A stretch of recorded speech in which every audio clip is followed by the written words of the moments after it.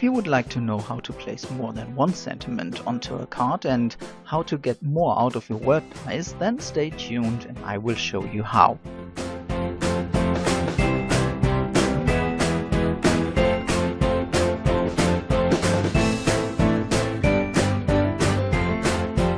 Hi, here's Max and welcome back. My wife recently told me that we will need a 2-in-1 card for a friend who married at her birthday. Tough challenge, but after a while I decided to go with the good old never-ending card. And as I'm doing that out of a white card base, I'm using a brown surface so that you won't miss anything. We will need 2 pieces of 6x6 inch 70-pound white paper.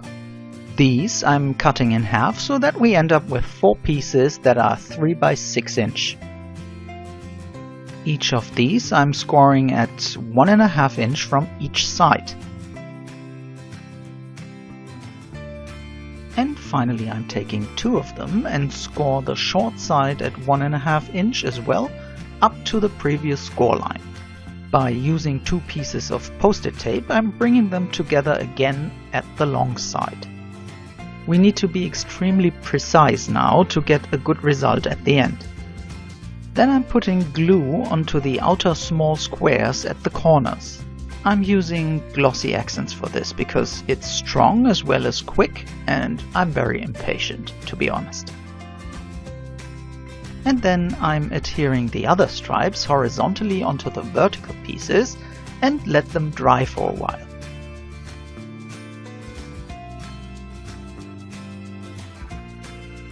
Meanwhile, I'm showing you the paper that I'm using today.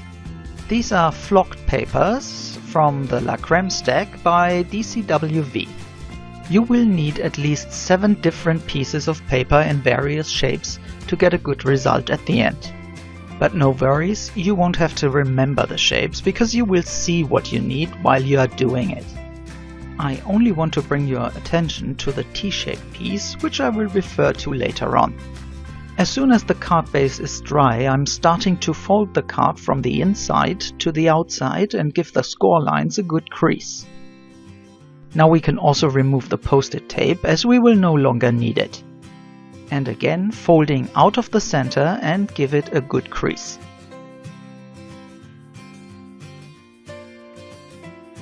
And so, the card base is done and I'm starting to decorate it.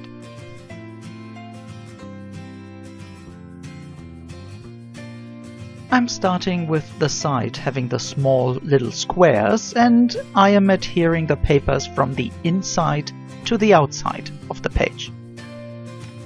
And don't forget to transfer the creases from the card base as well onto the design paper.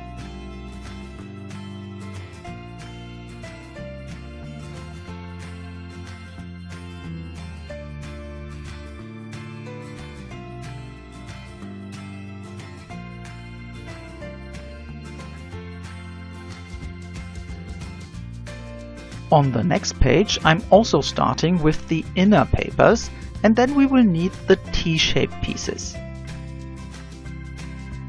These are the sides for the papers we've just adhered, but also they are the inner pieces of the next following page. By the way, all the pieces are 1/8 of an inch smaller than the card base sections just to build a frame around them.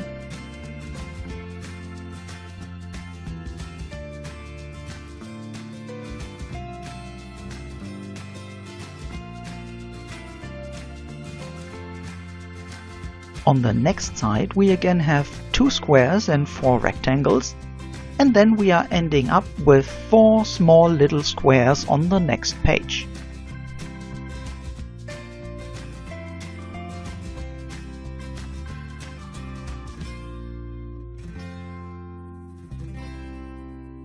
And this is how the card is looking at the end.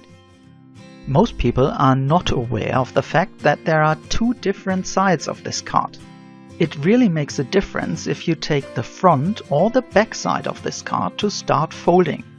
Starting with the other side will give you a different combination of shapes and papers.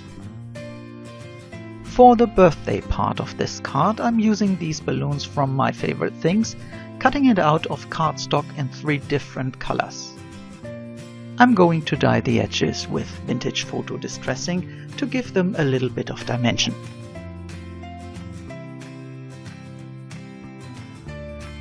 And then I'm clustering them before adhering them onto the card.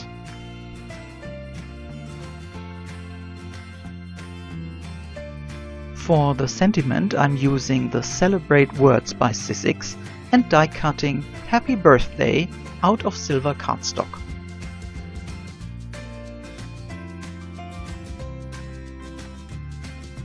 After adhering the words to the card, I'm using my gel pen to set some highlights and draw some lines for the balloons to make them look as if they are tied to the words.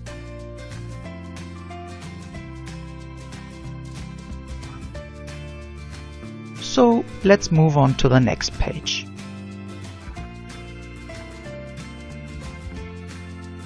I want to have all the best, but unfortunately these words are not part of the Friendly Words by Sizzix. And so I have to create them by combining parts of the existing words. I'm using simple clear tape to adhere the word parts on top of each other.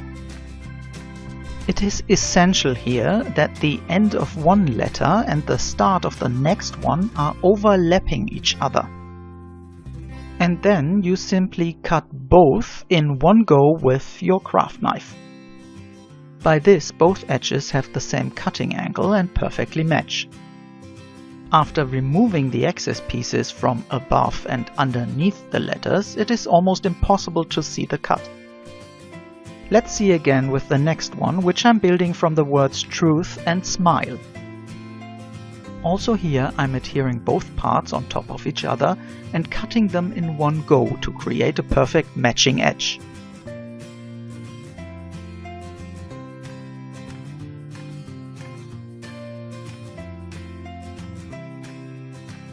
And here on the close-up you can see that the cut is almost invisible.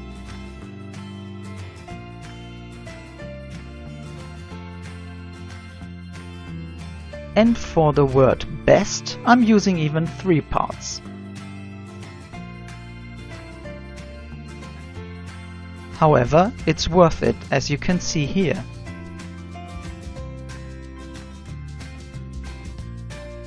And it's definitely a wonderful way to get more out of your word dies as long as you have enough letters.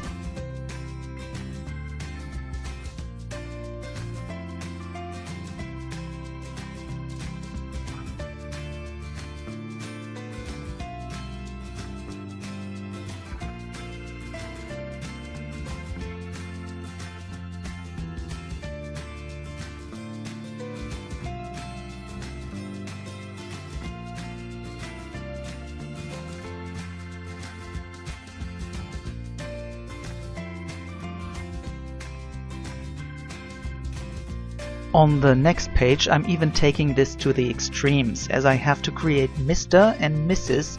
totally out of single letters. The last page is meant for all to sign, and therefore I'm only building the word from out of 2 parts.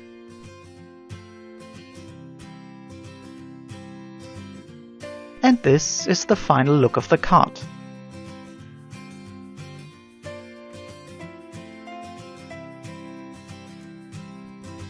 And the only thing that is left is creating an envelope with the envelope punch board. I'm therefore strictly following the measurements on the board for a 6x6 card.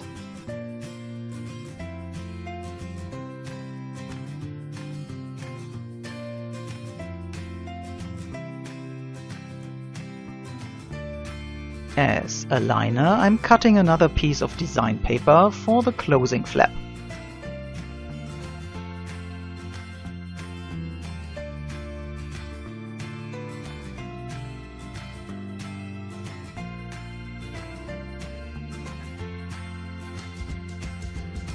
And finally, a decorative piece of the flocked paper for the cover, and we are done with the rather strange combination of a birthday and a wedding. And as usual, some close-ups for you to see more details.